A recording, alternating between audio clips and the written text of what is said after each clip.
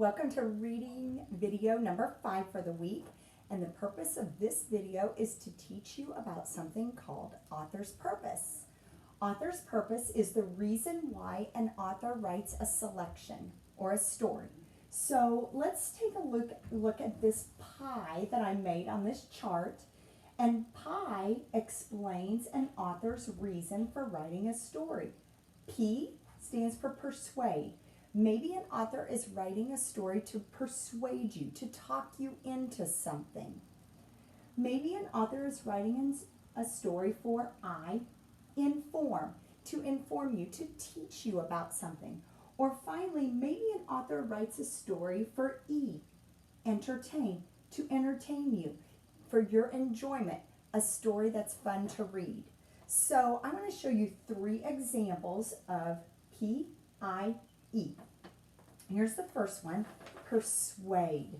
Listen to this story. It's by me, I'm the author, Mrs. Burkert, and the story is called El Reparo is Great. El Reparo is the best restaurant. I love their chips and salsa. The food is hot and delicious. It is the best restaurant to eat at. Now, that is an example of persuade because I'm trying to talk you into believing that El Reparo is the best. But maybe you don't agree. Maybe you think Pizza King or McDonald's is the best restaurant. But that's an example of persuade. I'm trying to talk you into my belief. How about inform? Well, this week's story, All Kinds of Helpers, is an example of inform. The author wrote this story to inform you, to teach you about helpers within our community. And then finally, entertain. Remember this story, A Barn Full of Hats? This story was for entertainment. Often you can tell by the genre of the story. Fantasy, that means fake.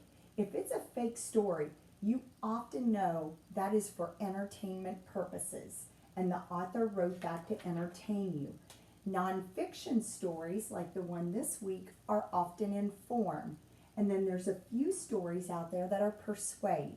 Okay, so when I was thinking about this lesson and trying to think of different examples for these 3 stories, for some reason, this came to mind.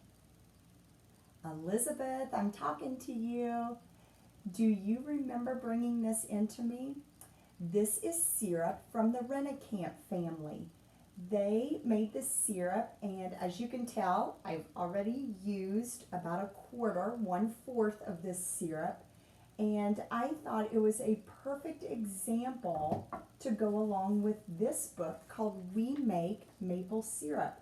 Now I want you to listen to this story. I'm just going to read a little portion of it, and I want you to decide if you think this story, the author's purpose is persuade, inform, or entertain.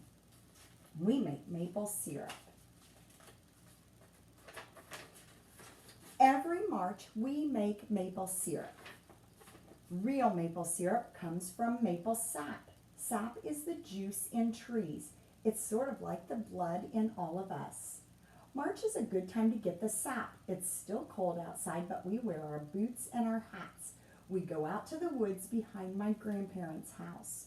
We look for maple trees. To tap a tree, we drill a hole. We push a spout in the hole, and then we hang a bucket under it to get the sap. We tap the big trees. Big trees have the most sap. We wait for the first drip. Ping!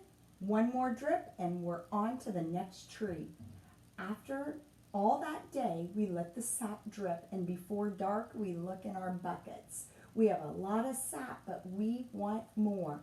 40 buckets of sap boils down to make 1 bucket of syrup. The next day, we look again. Now we have what we want. We boil the sap outside in 2 large pans. It boils for hours, giving off a sticky steam. Now and then, we add more sap. Okay, I'm going to stop right there. That'll give you enough of an idea whether it's persuade, inform, or entertain. So, what's your vote? If you guessed inform, you are right. This story was to teach you about making maple syrup. I found myself thinking about the Rennekamp syrup and wondering if those are the steps they took to make their syrup. Very interesting. Well, I learned a lot about syrup, and I hope you did too. So, by the way, there's no assignment to go with this video, so you don't have anything to complete in activities.